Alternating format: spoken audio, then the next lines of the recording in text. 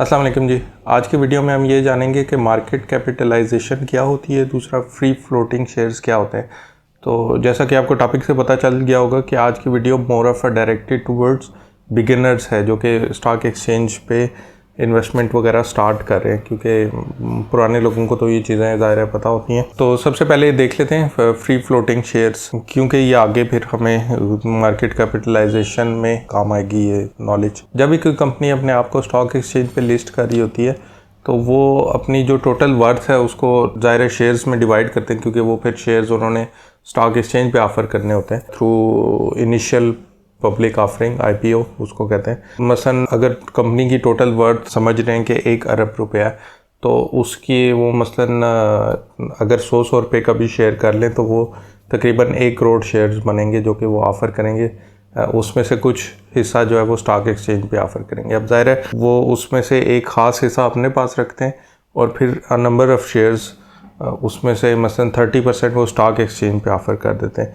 जो बाकी 70% है वो उनके अपने पास भी हो सकता है, या फिर वो किसी कॉन्ट्रैक्ट के थ्रू किसी दूसरी कंपनी को भी उसमें से कुछ हिस्सा दे सकते हैं। लेकिन वो जो है वो फिक्स्ड शेयर्स होते हैं जो कि प्राइवेट उनके पास होते हैं। लेकिन जो हिस्सा वो स्टॉक एक्सचेंज पे ऑफ़र करते हैं मसलन 30%, इस केस में अगर 1 करोड़ शेयर्स हैं टोटल, तो उसमें से मसलन 30 लाख शेयर्स जो है उन्होंने स्टॉक एक्सचेंज पे ऑफ़र कर दिए।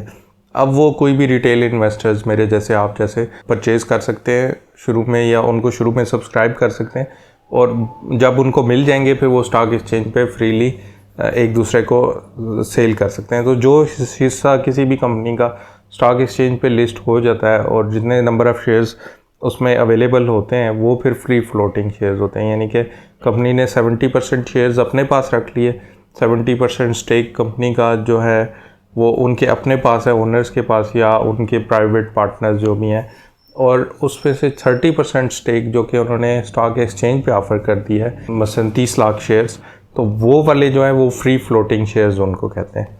अब आ जाता है मार्केट कैपिटलाइजेशन। किसी भी दिन कंपनी की मार्केट कैपिटलाइजेशन क्या है?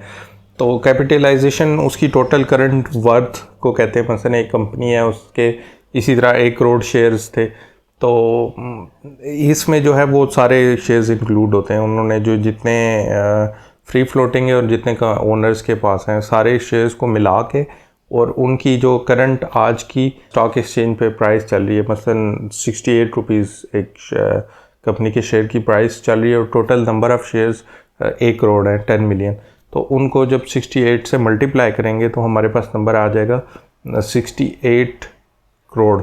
तो वो जो है मार्केट कैपिटलाइजेशन होती है किसी कंपनी की। अब ये एग्जांपल के लिए मैंने नंबर्स को थोड़ा डाउन प्ले कर दिया, ये ज़्यादा बिलियंस में भी होता है, स्पेशली जो स्टॉक एक्सचेंज में कंपनीज लिस्टेड होती है उनका। इस तरह से टोटल नंबर ऑफ़ शेयर्स जो कि चाहे कंपनी ओनर्स के पास हो या फिर फ्री फ्लोटिंग हो, वो सब, और उनको मल्टीप्लाइड बाय उनकी करंट आज की प्राइस, तो वो फिर कैपिटलाइजेशन बन जाती है। अच्छा, किसी भी कंपनी के फ्री फ्लोटिंग शेयर्स जो हैं उनको देखने के लिए और उसके कितने कैपिटलाइजेशन है उसको देखने के लिए आपने PSX की वेबसाइट पे जाना है, और वहाँ से ये third button PSX data portal या फिर dps.psx.com.pk पे आप डायरेक्ट भी जा सकते हैं। वहाँ से जाके आप अगर सर्च करेंगे, मसलन एग्रो फर्टिलाइज़र की मैं देखना चाहता हूँ, तो ई-फर्ट सर्च करेंगे, ये कंपनी ओपन हो जाएगी। अब इसका जो है ना मार्केट कैपिटलाइजेशन भी आपके सामने आ जाएगी, फिर नंबर ऑफ़ शेयर्स आ जाएंगे, फ्री फ्लोटिंग शेयर्स कितने, और परसेंटेज भी आ जाएगी कि कंपनी ने अपने पास और प्राइवेट पार्टनर्स के पास कितने रखे हुए फिक्स्ड नंबर ऑफ़ शेयर्स, और कितने जो है फ्री फ्लोट किए हुए स्टॉक मार्केट पे। ये किसी भी कंपनी का आप देख सकते हैं।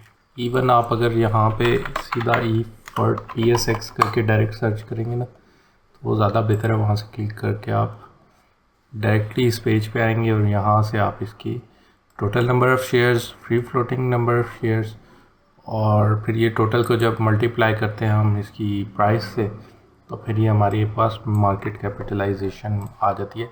ये 1000 में है, यानी कि इसके आगे आपने 3 ज़ीरो और लगाने हैं। अब कैपिटलाइजेशन कहाँ यूज़फुल होती है ये भी देख लेते हैं।